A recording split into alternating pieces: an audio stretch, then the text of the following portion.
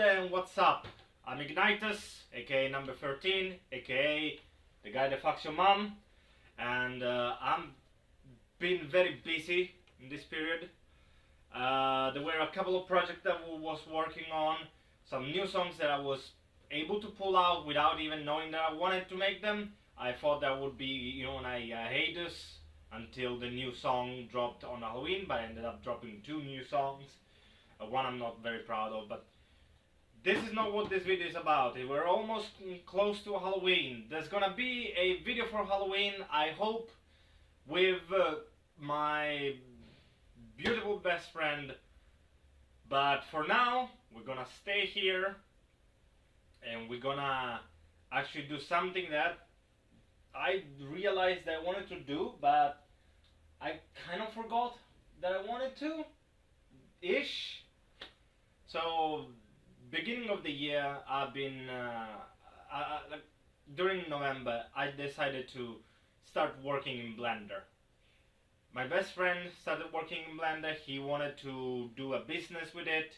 He did his business, and I was pretty impressed because he bought a Ilun Saturn, which is a resin printer, and I was very impressed about it, and thought to myself, that would be perfect for cosplay, because I've seen many cosplayers actually use those kind of 3D printers, especially the resin ones, because they're very, very, very detailed. They've been pretty much nailing it with cosplays with that. And since I'm mainly a cosplayer, not just a musician or artist or whatever the fuck you wanna call me, or douchebag, or piece of shit, you can call me whatever, I asked him, you know what, you need to print me a couple of stuff. So we're actually gonna go through almost everything that we made together with that printer. Stay tuned. Alright, so the first thing that I asked him to print was a skull. This was based on a scan that I had a while ago during some checkups of my skull itself, with modification on teeth, because I have shitty teeth due to, either not being America. But this purple bastard, this skull was the first thing they ever 3D printed to me, and it was pretty impressive. It was pretty smooth. I did pass through it with a little bit of some sandpapers. I didn't waste much time on it though, but I was pretty happy about it. You could see still like around the teeth, but even those I passed some nail polish on it. Even on those I do have, it was pretty pleasurable. I like it. The purple came out really nicely. It is a Tamiya color of a purple, anodized purple, and I put an upside down cross because why the fuck not, But this is the first thing that I ever got 3D printed from him. You can actually, again, find him on Hindu Costume Works, or he sells some standard stuff on his Etsy, which I will try to put it in the description if I remember to do it. Some things will not be, of course, in chronological order. It's gonna be also by size, because I do have some things that are pretty big and some things that are pretty standard. Sorry if there is an echo, I left the door open, but it doesn't matter for now. Right here we have 2 brooches. One was supposed to be a button, one is actually a brooch. These have been actually used, at least this one, during one of the shows that we did at Edna Comics, either this or last year. Hold on, I need to fix my little table. And this one was essentially an attempt to make a button, or some sort of a button, that I could put on a leather jacket, but sadly it didn't work, so I had to completely shave it, and I did actually a pretty good job in leveling it. And I need to stack something on it so that I can actually still use it, because it's still good material, still good work. And again, some of the things might be not I cannot get it to my hands, because either they broke, because there have been some pieces that have broken due to my stupidity in making thicknesses, or because they're attached to costumes, which as you can imagine, it's pretty hard to, it's pretty hard to pull off the costume, put on the table, put it back on the costume. So I'm gonna leave a picture of some of the items in question. It's a couple of buttons, couple for the epaulettes from the ghoul that I did, and from the chest. But mainly that. There hasn't been much else. There was a little brooch, like a neck thingy that I had on the ghoul. That one broke due to me stepping on it. It wasn't me, it was my mom. But still, someone stepping on it, and sadly went into pieces. I will get a new one, thicker probably, so that it will work better. So we're gonna go kinda in a chronological order. It's not really a chronological order, but it's gonna be easier for me. Starting from here to here. Okay, let's just talk about this one. This is a little statue they did for a birthday of mine. This was a lovely little Matanui piece from Bionicle that it was green, and I spray painted with the purple anodized paint, but it still kept some of those little green hues, which are really nice because it wasn't a full spray, it was just a overspray, so that the details still are in green, and it's kind of like translucent, so it's gonna be always more like shiny with the light that is coming through, and it's gonna pop out. Moving to the masks, these are essentially all the masks that I got printed by him. There is a couple more that I want to get printed, but those are gonna be way in the future, or close, but way past Halloween, because I didn't, I didn't either plan ahead or didn't want to plan ahead, because there's different.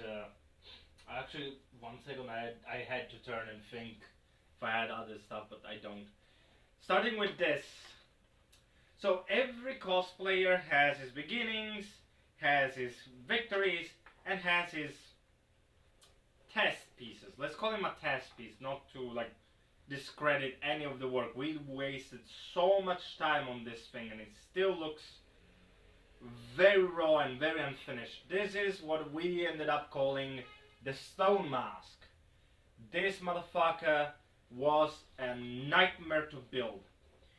So this was my attempt, this is one of my first attempts in making a mask that I was able to wear and make it fully by myself. This one's not sculpted by him, it was sculpted by me through Blender.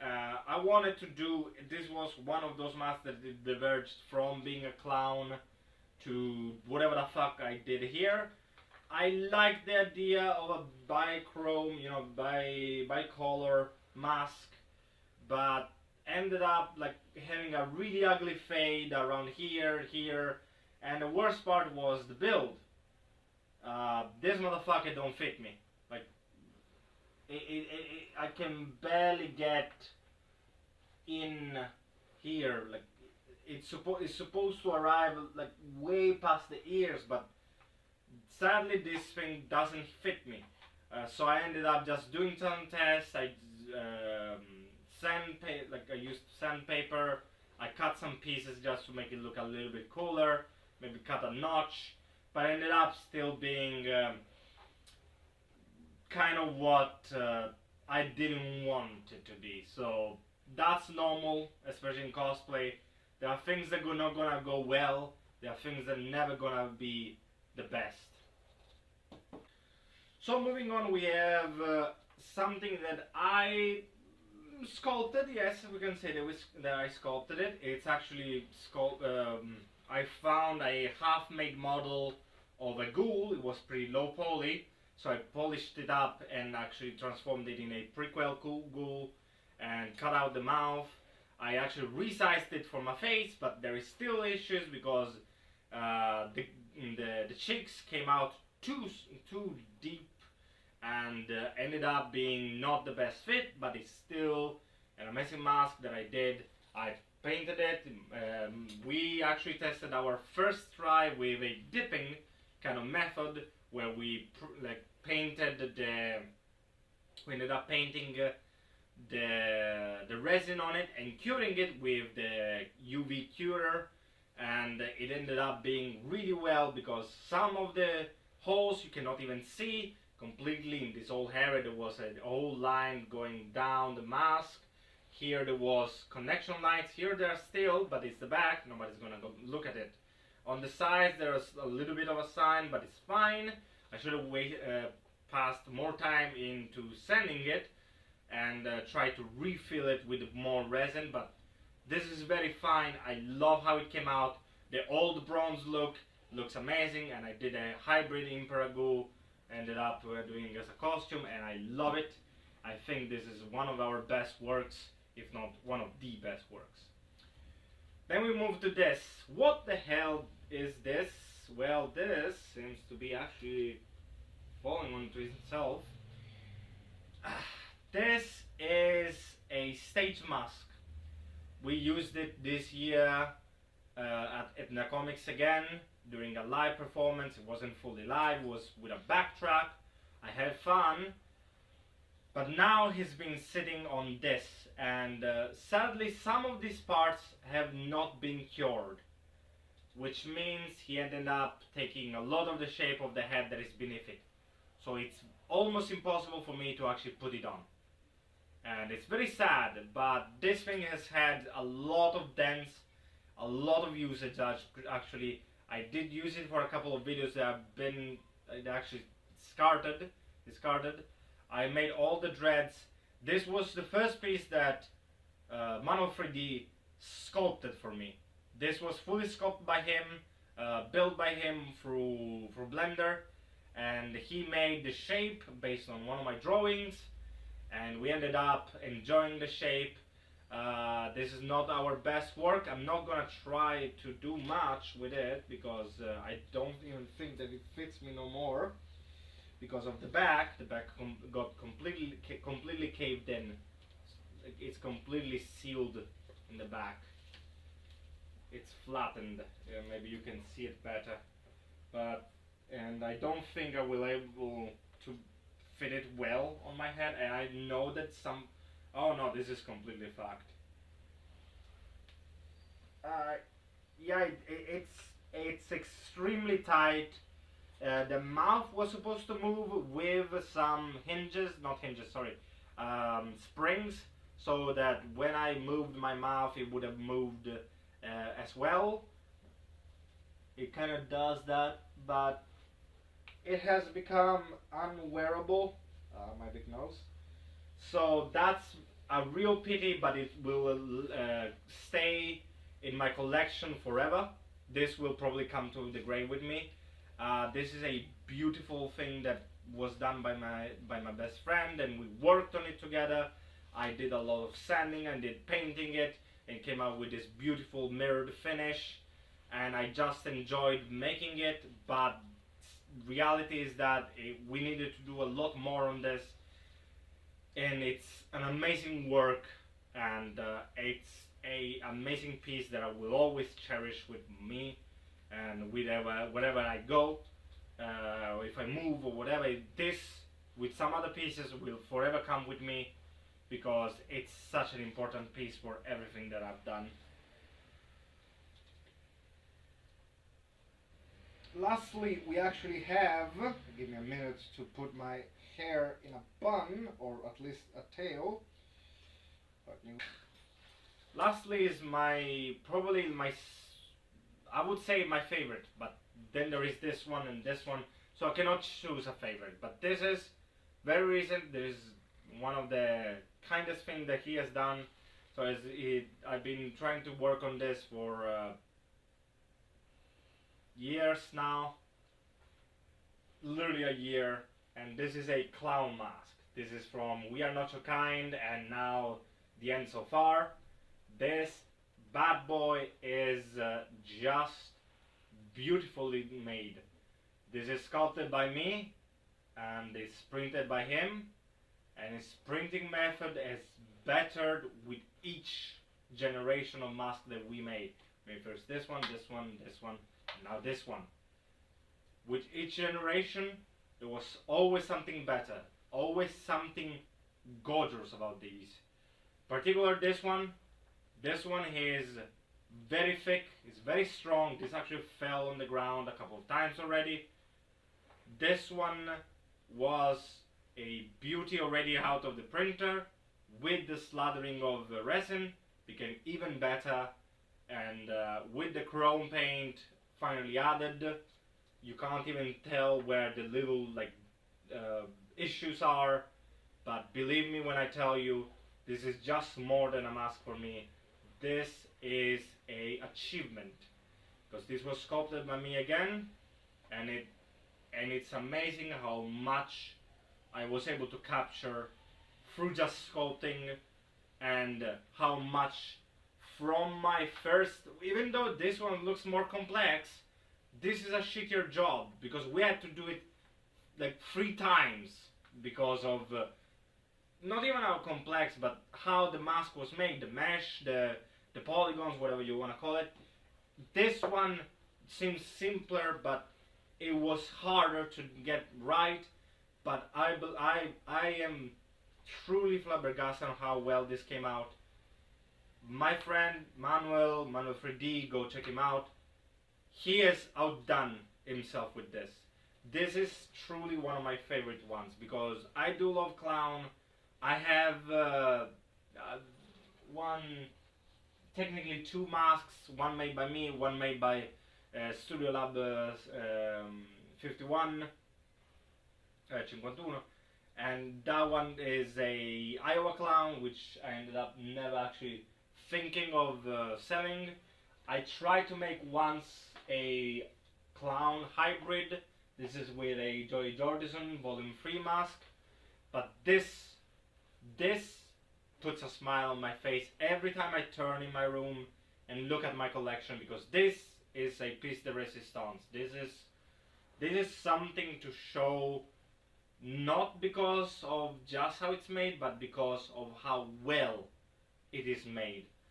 This thing just amazed me every time I turn around. There was a dent on the lip, the dent is gone. There was a line going straight down, you can kind of see it on the nose, but everywhere mostly it's gone. The paint stuck very well. There is no chipping. The sanding that I did was extremely well done. All of the pieces has been actually put together in a way that it, every surface he's in contact with good type of attack, super attack, super glue, whatever you want to call it, because the super glue in this ended up melting it and welding it together. So again, this is probably my favorite mask of all of them. This is probably my, actually I believe that this is my favorite mask. I know about the sentiments of the old guard, the old boy right there, but I do think that this is one of our best works together, like completely. Compared to the past, this holds no candle. Compared to the past, this is beautiful. If I can find maybe the hole. Come on. There we go. I need to put a half hole there. This is just amazing. Everything in this collection of 3D printed masks, I think that was worth the wait, worth the money, because there was a spendage of money on these. This one was around 140, if I don't say wrong. This one was around 100. This one was around 80. This one was a gift, but more or less is gonna be another 100. And frankly, I preferred spending it on this one rather than a other company one, because I made it, we made it together, and I would go ahead and buy another one if I ever had the will to do it or the chance to do it, because money is tight. I am truly happy of everything that is on this table, everything that I've shown you today. I will cut it short here because this is going to be a very long video. Stay creative, stay tuned. There is a lot more coming.